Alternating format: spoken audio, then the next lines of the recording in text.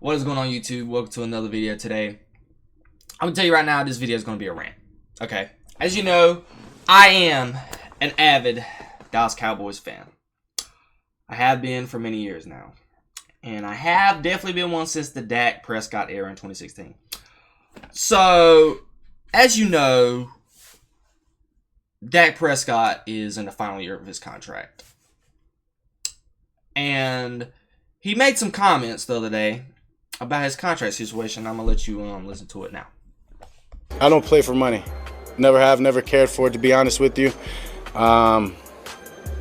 Yeah, would give it up just to play this game. So I allow that to the business people to say what it's worth, what they're supposed to give a quarterback of my play, a person of my play, leader of my play, I guess you can say. And for me, it's about, as I said. Yes, ladies and gentlemen, you heard that right. He said he does not play for money. He allows the business people to do that for him, and the rest will take care of itself. He said he doesn't play for money. Ladies and gentlemen, the Dallas Cowboys could not afford anyone this offseason. They were over the cap. Dak Prescott's cap hit this season is $59 million.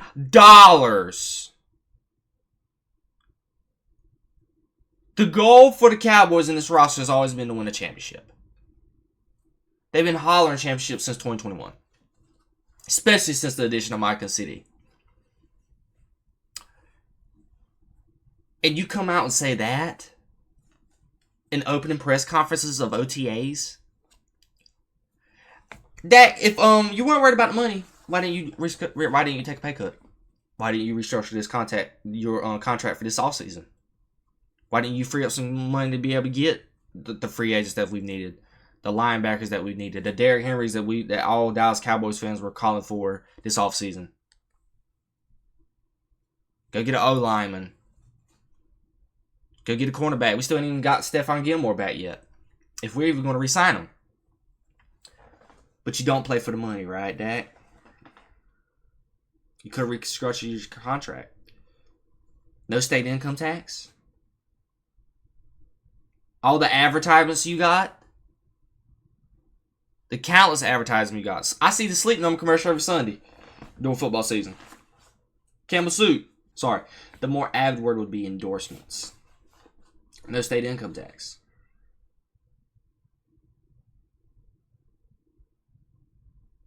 $160 million contract.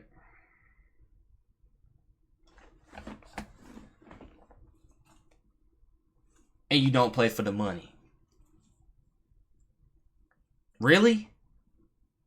Really, Dak? See, I see through this crap. It's a marketing scheme. He's trying to give them a reason to pay him. They're not paying you $60 million. They're not. The going rate right now for the quarterback is around $60 million. It's not happening. It's not happening. Hold on. What did Jared Goff just get? Jared Goff got a 4-year, $212 million contract with a $73 million signing bonus, $170 million guaranteed, and an annual salary of $53 million a year. That's what it's all about, is the guarantees these days. You know, with the NFL contracts, you got the guaranteed money is what's pivotal these days, but you get the gist. What in God's tarnation makes you think that Dak Prescott is worth that kind of money? To be fair, Jared Goff isn't the craziest of quarterbacks. He's barely borderline top 10. May not even be top 10, based on what kind of list you make. He's been to one Super Bowl with the Rams under his rookie contract, and he's been pretty pedestrian since then. Last year, he brung a franchise who's never been to the playoffs in God knows how long, won a playoff game, finally win a playoff, and take him all the way to the NFC Championship. Should have won that. Should have been going to the Super Bowl, to be honest with you, if they didn't crumble like a Christmas cookie, and the play calling got bad. The defense couldn't get stops. Got too carried away with himself. Instead of running the ball, they wanted to pass the ball everywhere. But that's neither here nor there. Jared Goff at least has a resume under his belt that is legitimate enough to allow him to get that money. Dak Prescott, what have you done for this franchise in the last 8 years you played? Nothing. I think this is about to be, if I am correct, he's been with us 8 years. He's going on year 9 this year.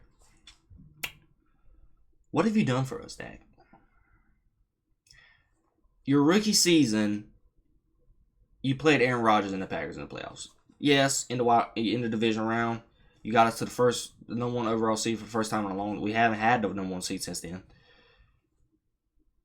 And granted, you started out the game slow, and you came back in the second half, actually played some good football, and almost won the game.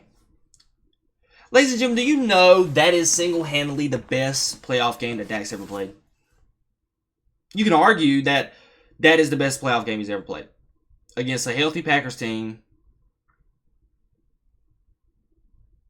that ended up going on to the NFC Championship game against Seattle. And this was at home, mind you, in Dallas.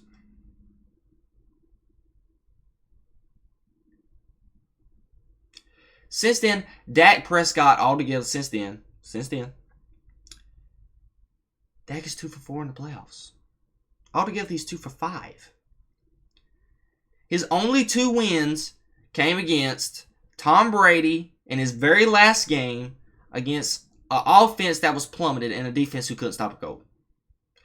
And the other win was against Russ and Seattle Seahawks at home when Russ was washed. The Legion of Boom weren't there. They were holding on to the Seattle Seahawks of old. And since then, he lost to Green Bay. He lost to Green Bay and Aaron Rodgers. He lost to Jared Goff and the Rams on the road in the divisional round. And let Todd Gurley and C.J. Henderson... Ladies and gentlemen, I'm sorry, his name was C.J. Anderson, not C.J. Henderson. Run ramshack on our defense. I think they had 200, almost 300 yards rushing apiece. Around 250. Yeah. Lost to San Francisco twice. First one being close, and both games were pretty close. One was at home, one was on the road. And then this past season, you got dog stop at home against the Green Bay Packers. So, he lost to the 49ers twice, lost to the Packers twice, and then lost to the Los Angeles Rams. And we haven't seen the NFC Championship game since then. Since 1996. What makes you think you're worth 60 up to 55 plus $million? It's not happening. Dallas ain't going to pay you.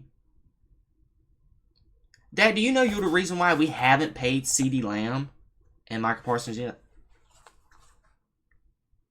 Just don't have the money. Could they get it done? Yes.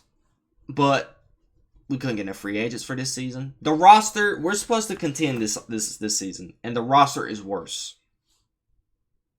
The Eagles got better. The Giants, albeit they got a star quarterback, they got better. The Commanders got better. Dallas got worse. We lost Tony Pollard. We lost Tyler Biotish. We lost Big Hank, our nose tackle. We don't have Stephon Gilmore at the moment. We lost Jaron Curse, which I don't think that's such a big of a deal as everybody's making it out to be, but it is, whatever it is. We cut Michael Gallup. We lost Neville Gallimore, which ain't a big deal either. He was okay. He's not that good. And you think we're going? And we lost Tyron Smith. I forgot about that one. And we're supposed to contend this year. If you want to put your money where your mouth was, this past season was a season to do it. Dak Prescott had an MVP type season. He led the league in touchdown passes. His interceptions was fairly low. I think he only threw 13 picks, 12 picks. He led the team to the number 2 seed. He was able to capitalize on the Eagles' collapse, getting the number 2 seed, winning the division, and having the ability to get 2 playoff games. More than likely 3. Obviously, it wouldn't have been 3 because the San Francisco 49ers ended up going to the Super Bowl, so it would have been 2 home playoff games. And what does Dak Prescott do? When the moment's bright, the lights are shining on him. He freezes like a deer in headlights. This is who the guy is. He's not good enough to win a championship. He's not. He's not that guy. If you're a team who wants to get in the playoffs and make it, have a winning season, having 11 win seasons, 12 win seasons, Dak Prescott's your guy.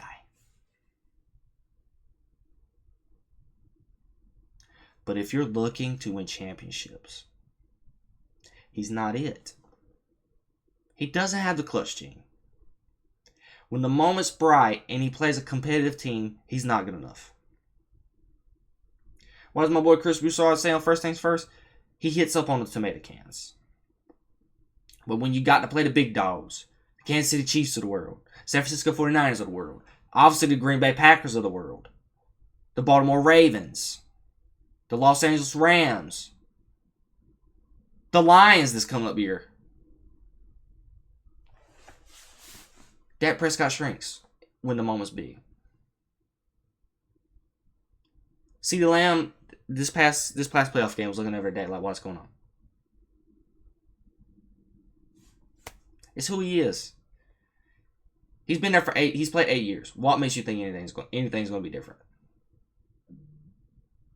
We've seen his body of work. He's reached his peak. The guy had an MVP caliber season. He finished second in the MVP voting. And he still wasn't good enough to win you one playoff game. At home against the youngest team in the NFL. Rookie quarterback. Trash defense.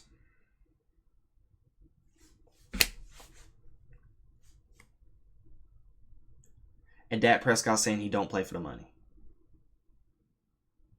Really? Then why don't you restructure? Then, well, like I said earlier, why have you restructured your contract? Why don't you take a pay cut? You're not Lamar Jackson. You're not Joe Burrow. You're not Josh Allen. You're not Patrick Mahomes. You're not C.J. Stroud. You're not Matt Stafford. You're not Justin Herbert. You're not talented enough. In my opinion, I would take Trevor Lawrence over Dak Prescott in a heartbeat. At least Trevor Lawrence went into Arrowhead. I know a lot of people not a big Trevor Lawrence fan. At least Trevor Lawrence went into Arrowhead, came back against Justin Herbert in the wild card round 2 years ago, and went into Arrowhead and almost beat Patrick Mahomes in the same season where Patrick Mahomes then went to go win the Super Bowl. What does Dak do? He doesn't read good defenses well. He doesn't throw an accurate football. He barely uses his legs. He doesn't throw a pretty football. He's timid when the moment is high. And you think I'm about to pay the guy with those attributes $55+ million and tie him in for the next 4 to 5 years? Continue to stain the future of the franchise? If I'm Jerry and Steve and Jones, I'm laughing at this comment. And I'm saying, yeah, you don't play for money. But guess what? You're holding us hostage. He has all the leverage. And he knows this. This is why he's making these comments. He has all the leverage. But you best believe deep down, Steven and Jerry know Dak Prescott's not good enough to win you a ball game when it matters most. If you don't know it yet, Dallas Cowboys fans, Jerry Jones wants to win another Super Bowl. The clock is ticking for him. We all know it. He knows it. And Dak Prescott is not that guy. He's Tony Romo 2.0. So as you can probably think, Tony Romo was there for about around the same time Dak has. So for 16, 17, 18 plus years, Dallas has had 2 quarterbacks that's gave them 4 playoff wins altogether. And a combination around 10 losses. With no NFC Championship berths. And obviously not a Super Bowl berth. But Dak don't play for money, right? Like, again, it was a rant. Dak's lying. It's just a marketing scheme for him. He knows he's got the leverage. And he's trying to make Dallas pay him his money. Can Dak go elsewhere and get paid? Absolutely. But it's not going to be by Dallas. Anyways, that's just what I want to talk about. This video is very long. I'm already pushing the 17-minute mark. But if you like this video of me ranting for the most part, leave a like, comment, subscribe below. Comment if you enjoyed this video. Subscribe for more. And as always, peace, love, and peace, positivity always, baby. See you.